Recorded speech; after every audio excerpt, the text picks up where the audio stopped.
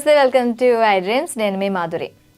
ఊపిరితిత్తుల్లో జనరల్గా వచ్చే సమస్యలు ఏంటి, వాటిని ఎలా అధిగమించాలి, ఇవి మనకి చెప్పడానికి Vikramaditya garu sun spiritual society founder and vegetable therapist, ఈ తను మనతో పాటు ఉన్నారు. ఆయన అడిగి డీటెయిల్గా తెలుసుకుందాం. నమస్తే సార్. సూర్యోస్మితలి. సార్, మనకి ఊపిరితిత్తులు ముఖ్యంగా మనకి కఫం చేస్తుంది. సో కఫం ద్వారా, అలాగే ఇంకా నిమ్ము అంటూ ఉంటారు. ఈ రెండు కూడా ఊపిరితిత్తుల్లో మనకి ఎక్కువగా కనిపించే ప్రాబ్లమ్స్. వీటిని ఎలా అధిగమించాలంటారు?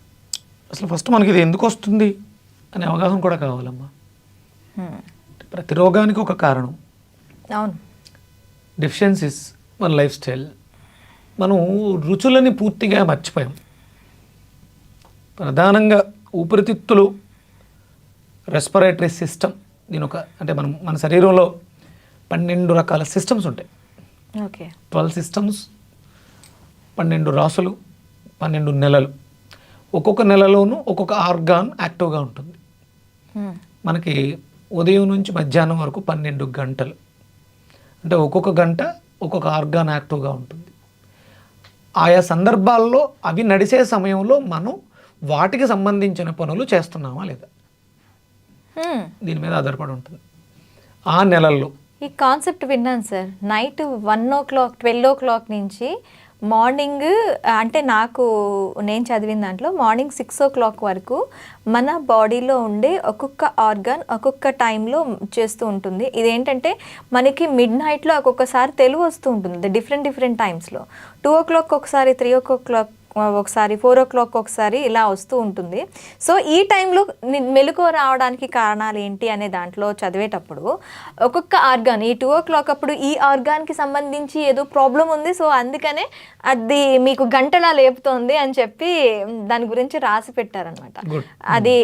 అది నిజమే అంటారా సార్? నేను జస్ట్ నాకు ఒక సజెషన్స్లో వచ్చింది, ఇంట్రెస్టింగ్గా ఉంది టాపిక్ అని చెప్పి నేను చదివాను అనమాట. ఓకే, చదివాను, అది పక్కన పెట్టాను. ఇప్పుడు మీరు అంటూ ఉంటే ఒక 12 hours లో మనకి ఆర్గాన్స్ పనిచేస్తాయి. అది నిజమే అంటారా సార్? 100% నిజమే. మనకి అంటే మన డైజెషన్ సిస్టమ్ దగ్గర స్టార్ట్ చేస్తే మనకు ఉన్నటువంటి 12 సిస్టమ్స్ ఫస్ట్ డైజెషన్స్తో స్టార్ట్ అవుతుంది. అంటే అది మనకి డేలో మిడ్లో వస్తుంది, మధ్యాహ్నం 12 గంటల నుంచి 1 గంట. కానీ సహజంగా రెస్పిరేటరీ దగ్గర స్టార్ట్ అవుతుంది సిస్టమ్. ఓకే. తెల్లవారుజామున 3:30 to 4:30 రెస్పిరేటరీ టైం, బ్రీత్. అది సహజంగా మనకి శ్వాస మీద ధ్యాస, పొద్దుటేలేసి మెడిటేషన్ ఇలాంటివి మాట్లాడుతూ ఉంటాం. అది ఆ టైంలోనే చెయ్యాలి. అప్పుడు చేస్తే ఇప్పుడు తెల్లవారుజామున 3:30 to 4:30 ప్రాణాయామం, శ్వాసలు బాగుంటాయి, బ్రీతింగ్ బాగుంటుంది. 4:30 to 5:30 లార్జ్ ఇంటెస్టైన్స్ ఎలిమినేషన్, వ్యర్థ విసర్జన. 5:30 to 6:30 స్మాల్ ఇంటెస్టైన్స్. ఇలా సార్, మీరు చూసారా 3:30 నుంచి 4:30 శ్వాస చాలా బాగుంటుంది, ఎటువంటి ఇబ్బంది ఉండదు, మనిషి కూడా ప్రశాంతంగా పడుకోగలిగే సమయం కూడా 3:30 నుంచి 4:30 టైంలో. అదే ఆ సమయంలో మనం పర్ఫెక్ట్గా అవేర్నెస్గా ఉంటే రెస్పిరేటరీకి వచ్చే ఆల్ ప్రాబ్లమ్స్ క్లియర్ చేసుకోవచ్చు. అంటే ఇది చాలా అవసరం. శ్వాస మీదే ధ్యాస, అంటే శ్వాస మీద ధ్యాస అంటే ప్రాణాయామం చేయండి అని కాదు, దృష్టి పెట్టండి. అదే మన జీవితానికి ఆయుష్ గాలిలోనే ఉంది, ప్రాణం గాలిలో కలిసిపోతుంది. అప్పుడు దానికి సంబంధించి ఇప్పుడు ఇది క్లోజ్డ్ రూమ్, ఎంతసేపు ఉంటుంది ఇక్కడ ఆక్సిజన్? గట్టిగా ఉంటే ఒక 2-3 గంటలు ఉండగలుగుతాం. అవును. తర్వాత మనకి అంటే ఇక్కడ ఉన్నటువంటి ఆక్సిజన్ మనం వాడేసాం, కార్బన్ డైఆక్సైడ్ అయిపోయింది, ఇక్కడ నుంచి మనం ఉండలేం. లోపల కూడా మనం తీసుకున్నటువంటి శ్వాసలు వదలకపోతే అవి కార్బన్ డైఆక్సైడ్ అయ్యి మనకి కార్బన్స్ కింద అయిపోయి బరువెక్కిపోతాం, కోమాలోకి వెళ్ళిపోతాం. అవును. ఇది ప్రధానమైన, అంటే ఒక్కొక్క స్టేజ్ దాటుకుంటూ 12 స్టేజులు దాటిన తర్వాత ఇక జీవితం కోమాలోకి వెళ్ళిపోతుంది, డిస్ట్రాయ్ అయిపోతుంది. ఆ పర్టికులర్గా మనం చేయాల్సిన సమయం, అంటే అప్పుడు ఎవరూ కూడా అవేర్నెస్గా ఉండట్లేదు. చాలామంది ఆ సమయంలోనే పడుకుంటూ ఉంటారు. అదే చెప్తాను కదా సార్, ప్రశాంతంగా పడుకుంటారు 3:30 to 4:30 అంటే అసలు అది ఎలాంటి సమయం అంటే నిద్రకి ఇంకా మన పక్క నుంచి ఏనుగులు పరిగెట్టుకుంటూ వెళ్ళిపోతున్నా కూడా పట్టించుకోలేనంత నిద్ర వస్తూ ఉంటుంది. అంటే పర్ఫెక్ట్గా ఉండగలిగితే అంటే మన రూమ్లో ఆ ఆక్సిజన్ సప్లై బాగుంటే, గాలి వెలుతురు బాగా వచ్చిన గదిలో నిద్ర అనేది ఆరోగ్యానికి మంచిది. అంటే ఇది శ్వాస అప్పుడు పనిచేస్తుంటుంది. అంటే 24 గంటలు శ్వాస ఆడుతుంది, కానీ రెస్పిరేటరీ యాక్టివ్గా ఉంటుంది ఆ సమయంలో. దానికి ఇంకొంచెం స్వచ్ఛమైనటువంటి గాలి. అందుకని అప్పుడు నిద్రపోవడం కాదు, అవేర్నెస్గా ఉండాలి, మెలకువగా ఉండాలి. నిద్ర లేస్తూ ఉంటాం, నిద్రపోతూ ఉంటాం. ఇప్పుడు నిద్ర లేస్తూ ఉండాలి. బ్రాహ్మీ ముహూర్తంలో అందుకని పిల్లల్ని లేపి ఆ సమయంలోనే చదివిస్తారు. ఆ చదువుకోవడం వల్ల అప్పుడు జ్ఞాపక శక్తి కూడా బాగుంటుంది. ఓకే. అందుకని మనం ఎక్కువగా ఆ సమయంలో కొంచెం అవేర్నెస్గా ఉండాలి. అప్పుడు పడుకుంటున్నాం మనం, అది సిస్టానికి విరుద్ధంగా ఉంది. ఎప్పుడైతే రెస్పిరేటరీ వర్క్లో చేయలేదో లార్జ్ ఇంటెస్టైన్స్ పనిచేయదు, అంటే మల విసర్జన వెళ్ళదు, వ్యర్థం వెళ్ళట్లేదు. అందుకని వాడికి మలబద్ధకం వస్తుంది. ఓకే. ఇక ఆ తర్వాత స్మాల్ ఇంటెస్టైన్స్, తర్వాత డయాఫ్రమ్, ఫుడ్ ఇంటేక్, ఇవన్నీ సిస్టమ్స్ టైమింగ్స్ అన్నీ మనం కొలాప్స్ చేసేస్తాం. దీనివల్ల దీని ప్రభావం వెళ్ళి ఊపిరితిత్తుల మీద పడుతుంది. అంటే వ్యర్థం బయటకు వెళ్ళలేదు, మల విసర్జన జరగలేదు, మలబద్ధకం వచ్చింది, పైల్స్ వస్తాయి. అంటే ఇవన్నీ ఈ రెండింటికి ఇంటర్లింక్ ఉంది. శ్వాసకి, ఊపిరితిత్తులకి, కఫానికి, లార్జ్ ఇంటెస్టైన్స్కి సంబంధం ఉంది కాబట్టి ఇవన్నీ జరుగుతున్నాయి. ఆస్తమా ఉన్నవాడికి మలబద్ధకం ఉంటుంది, మలబద్ధకం ఉన్నవాడికి ఆస్తమా వస్తుంది. అందుకని దీన్ని కరెక్ట్ చేసుకుంటే తెలిపోతుంది. వాయువు గెంటేస్తుంది మలాన్ని బయటికి. ఓకే. అందుకని మనం ప్రాణాయామం బాగా చెయ్యండి, శ్వాస మీద ధ్యాస పెట్టండి అంటే కళ్ళు మూసుకుని ఏదో మెడిటేషన్ చేయడం కాదు, ప్రాణాయామం బాగా చేయాలి. అది మలబద్ధకాన్ని కూడా పూర్తిగా తీసేస్తుంది. ఇది వాయునాళం మండలం, వాయుమండలం, దీన్ని మనం బాగు చేసుకోవాలి. ఓకే. ఇక అది సరిగా పనిచేయనప్పుడు దాంట్లో ఉన్నటువంటి ఆ వ్యర్థాలని బయటికి గెంటలేక ఒక ఫంక్షన్ కోసం శరీరం తయారు చేసినటువంటి గమ్, కఫం అంటే మన పదార్థాలు అన్ని రకాల పదార్థాలు, వాతము, పిత్తము, కఫం, ఈ మూడు కూడా బ్యాలెన్స్డ్గా ఉండాలి. ఒక్కొక్క సీజన్ దీన్ని మనం ఆశ్వీజ మాసంగా తీసుకోవచ్చు. రెస్పిరేటరీ యాక్టివ్ చేసుకోవడానికి, రిపేర్ చేసుకోవడానికి ఆశ్వీజ మాసం చాలా ఉపయుక్తకరమైనటువంటి మాసం. దేవీ నవరాత్రుల కింద వస్తుంది. అక్కడ మనం తీసుకునే ఆహారం కూడా, అమ్మవారికి నివేదన చేసేవన్నీ కూడా మన ఊపిరితిత్తుల్ని బాగు చేసుకోవడానికి అనుసంధానంగానే ఉంటాయి. అక్కడ ఆవిడకి పెట్టే పులిహోర, లేకపోతే పొంగల్, మిరియాలతో పొంగల్ చేస్తారు.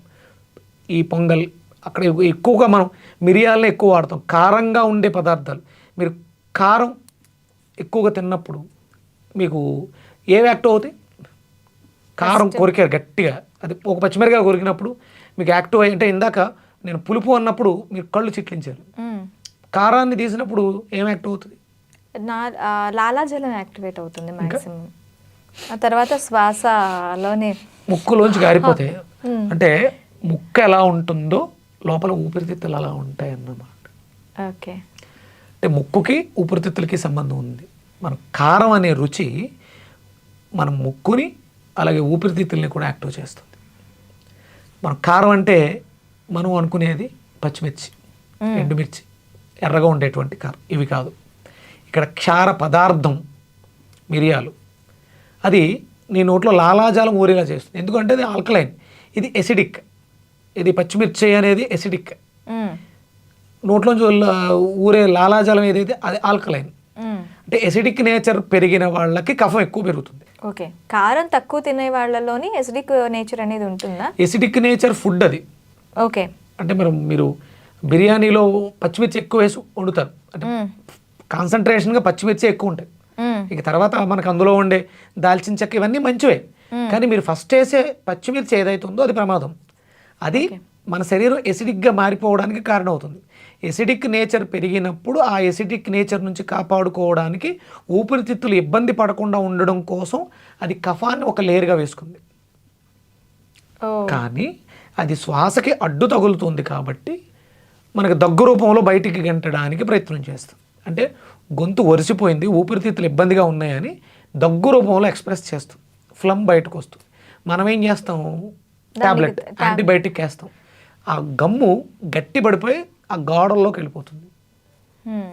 ఆ టాబ్లెట్లో ఉన్నటువంటి పౌడరు, ఈ ఫ్లమ్ము గట్టి పడిపోయి గట్టిగా అయిపోయి లోపలికి వెళ్ళిపోతున్నాయి. ఆ ఫంక్షన్ అనేది ఫ్రీ మూమెంట్ ఉండదు. కఫం లోపలికి వెళ్ళిపోవడం, గట్టి పడిపోవడం వల్ల ఫ్రీ మూమెంట్ ఉండదు.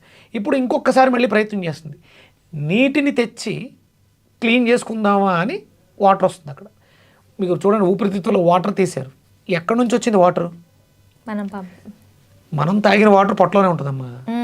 కానీ ఊపిరితిత్తులు డ్యామేజ్ అయినాయి అనే విషయాన్ని అది క్లీన్ చేసుకుందామని తెచ్చుకుంది. ఓకే. మనకి జలుబు చేసినప్పుడు వాటర్ కారుతుంది ముక్కులోంచి. పొట్టలో ఉన్న వాటర్ ముక్కులోంచి ఎలా బయటకు వచ్చింది? తలలో ఉన్నటువంటి నీరు బయటికి గెంటింది. అన్వాంటెడ్. అంటే దానికి కావలసినటువంటి పదార్థాలు మనం ఇవ్వలేకపోతున్నాం. అంటే రుచులలో కారం అనేది రుచి, అంటే కారం అంటే పచ్చిమిర్చి కాదు, ఎండుమిర్చి కాదు, కారం కాదు, మిరియాలు, క్షారము. కారం అంటే క్షార పదార్థం, ఓకే, ఘాటును కలిగి ఉంటాయి. అవి ఊపిరితిత్తులను యాక్టివ్ చేస్తాయి. మీరు ఒక రెండు మిరియాలు తమలపాకులో పెట్టుకుని నమిలితే మంచి ఘాటు వస్తుంది. ముక్కులోంచి చెవుల్లోంచి కూడా విపరీతంగా గాలు బయటకు వచ్చి ఊపిరితిత్తులు ఫ్రీ అయిపోతాయి. ఇంకొకటి సార్, ఎక్కువగా జలుబు ఉండేటప్పుడు నేను చేసేది ఏంటంటే మిరియాలు పౌడర్ తీసుకొని అది శుభ్రంగా మరగబెట్టేసి ఒక గ్లాస్ వాటర్ హాఫ్ గ్లాస్ చేసేసి నిమ్మరసం ఉప్పుతో తీసుకుంటూ ఉంటా. నాకు మళ్ళీ తర్వాత నాకు కనిపించదు, జలుబు కనిపించదు. గుడ్. ఇది ఎంతవరకు ఇలా తీసుకోవచ్చు అంటారా? ఇప్పుడు మీరు తీసుకున్న లెమన్, అది కూడా ఆమ్లాల్ని ఆల్కలైన్గా మార్చేస్తుంది. నిమ్మ ఎసిడిటీని తగ్గిస్తుంది. అలాగే మిరియాలు కూడా ఎసిడిటీని తగ్గిస్తాయి. అవి క్షార పదార్థాలు ఆల్కలైన్ చేస్తాయి బాడీని. దానివల్ల మీకు తగ్గిపోయింది అంటే అందరం ట్యాబ్లెట్ వేస్తాం, సప్రెస్ చేయడానికి ప్రయత్నం చేస్తుంటే బాడీ రియాక్ట్ ఇచ్చి అంటే ట్యాబ్లెట్ వేసుకున్న 6 రోజులే, ట్యాబ్లెట్ వేసుకోకపోయినా 6 రోజులే అంటారు. కానీ మిరియాలు జలుబు చేస్తే మిరియాలు తీసుకుంటే ఎందుకు తగ్గిపోతుంది అంటే ఎసిడిక్ నేచర్ని ఆల్కలైన్గా బాడీ మార్చుకుంటుంది కాబట్టి తగ్గుతుంది. క్షార పదార్థము మిరియం అనేది, అది కారం కాదు, క్షారము, ఘాటుగా ఉంటుంది. ఊపిరితిత్తుల్ని సంకోచ వ్యాకోచాలకి గురి చేస్తుంది అంటాం కదా ఆ కారంతో. దానివల్ల ఎక్కువగా పనిచేస్తాయి, త్వరగా రిలీఫ్ వస్తుంది. అందుకని మనం తీసుకోవాల్సింది అది. దానికి తోడు బి కాంప్లెక్స్ డెఫిషియన్సీ వల్ల కూడా మనకు ఊపిరితిత్తులు పనితనం అనేది తగ్గుతుంది. ఓకే, అప్పుడు ఎలాంటి మనకి సిమ్టమ్స్ కనిపిస్తాయి బి కాంప్లెక్స్ తో వచ్చే వాటికి? ఆస్తమా, ఆయాసం, మెట్లు ఎక్కలేకపోవడం, కాళ్ళు లాగటం, కాళ్ళలో తిమ్మెరలు, మంటలు, ఇవన్నీ. అంటే సర్క్యులేషన్ అక్కడికి వెళ్ళట్లేదు, ఆక్సిజన్ సఫిషియెంట్. ఊపిరితిత్తులు పనిచేయలేకపోతున్నాయి, అక్కడ గాలి వెళ్ళట్లేదు కాబట్టి అవి మొద్దుబారడం, తిమ్మిరి, ఇవన్నీ వస్తూ ఉంటాయి. ఇవన్నీ సిమ్టమ్స్ B12 డెఫిషియన్సీ. అంటే B12కి, రెస్పిరేటరీకి, లార్జ్ ఇంటెస్టైన్స్కి కూడా అవినాభావ సంబంధం ఉంది. దానికోసం మన వెజిటేబుల్లో మనం తీసుకోవాల్సింది నేను చెప్పేది మునక్కాడ. ఊపిరితిత్తుల్లో ఉన్నటువంటి అన్ని సమస్యలకి మునక్కాడ అద్భుతంగా పనిచేస్తుంది. మునక్కాడని డైరెక్ట్ రాలా జ్యూస్గా తీసుకోవచ్చు, లేదంటే ఒక చిన్న మునక్కాడని దంచి వేడి నీళ్ళలో వేసి మరగబెట్టి దాంట్లో కొంచెం తేనె, నిమ్మరసం వేసుకొని తీసుకోవచ్చు. All respiratory problems cure, manageable కాదు, క్యూర్. ఓకే, మునక్కాడ రసం తాగితే మొత్తం ఆ రెస్పిరేటరీ మొత్తం అంతా క్లీన్ అయిపోతుంది. ఓకే, అన్వాంటెడ్ ఏమున్నా అంటే దగ్గు వస్తుందంటే లోపలికి అన్వాంటెడ్ ఏదో వెళ్ళిందని గెంటడానికి ట్రై చేసింది దగ్గు రూపంలో. ఇది మునక్కాడ ఇవ్వడం వల్ల శక్తి వస్తుంది దానికి, ఆ వాయుమండల వ్యవస్థ అద్భుతంగా పనిచేస్తుంది. దానివల్ల ఊపిరితిత్తులు చాలా హెల్దీగా, అంటే ఇంతకుముందు మీకు ఆస్తమా ఉందా, ఇంతకుముందు మీకు మలబద్ధకం ఉందా, ఇవేమీ ఉండవు. ఇంకా జీవితంలో మేము అలా సఫర్ అయ్యామని గుర్తు చేసుకుంటే తప్ప ఆ ప్రాబ్లమ్స్ ఉండవు. మునక్కాడ అంత అద్భుతంగా పనిచేస్తుంది. అంటే ఇది ఉడకబెట్టాలి అంటారా, లేదంటే పచ్చి ములంకాడ? పచ్చి ములక్కాడ కొంచెం కాన్సన్ట్రేటెడ్, స్ట్రాంగ్గా ఉంటుంది, తట్టుకోవడం కొంచెం కష్టంగా ఉంటుంది. చిన్నపిల్లలకి అయితే తక్కువ ఇవ్వాలి, ఎక్కువ మోతాదులో తీసుకోకూడదు. చిన్న ములక్కాడ సరిపోతుంది. విపరీతమైనటువంటి B12 మనం ఒక 10 ml న్యూరోబియన్ 4 B12 ఇంజెక్షన్స్ ఉంటాయి, అది ఎంతో ఒక చిన్న ములక్కాడ అంతా. ఓకే, చాలా అద్భుతంగా పనిచేస్తుంది. పచ్చి ములక్కాడ దంచేసి దాని రసం తీసి కొంచెం తేనె కలుపుకొని తాగేసేయచ్చు. లేదు అనుకుంటే అంటే చాలా మందికి తెలియదు సార్, B12 గురించి పరుగులు ఎడుతూ ఉంటారు హాస్పిటల్స్ కి. చిన్న ములక్కాడ తీసుకుంటే బోల్డంత B12.